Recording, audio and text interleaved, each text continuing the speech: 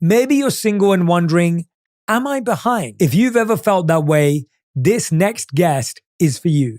Lori Gottlieb is a psychotherapist, author of Maybe You Should Talk to Someone, and a relationship expert who's here to remind us why being single at 28 or any age is not a bad thing. You are exactly where you need to be if you are doing the work.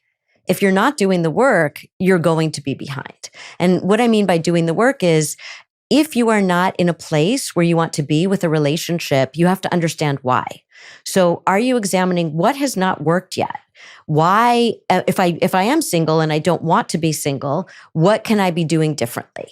And so I think that's the important work. So you're not behind at all. In fact, you're probably ahead of people who are in relationships who have not done the work and maybe aren't in the right relationship or are in a relationship that's not going to last or isn't going well. Why is it that we struggle to actually do the work? What does that look like? I think it's so much easier when we talk to our friends. And, I've talked about the difference between idiot compassion and wise compassion before. Idiot compassion is you say to your friend, look what happened on this date, or look what happened with this person.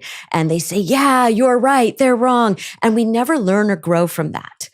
Right? Because yes, there might be something that the other person did, but also what was your role in that interaction? A relationship is all about relating. So what was your role in the dance that you're doing with this person?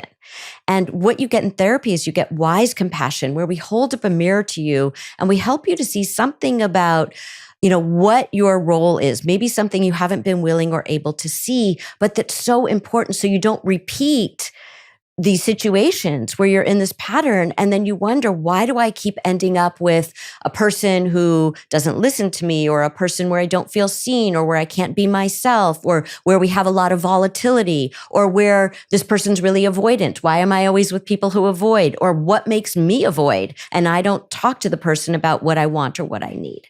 So that's the work that's really important. So you're not behind if you're single at 28.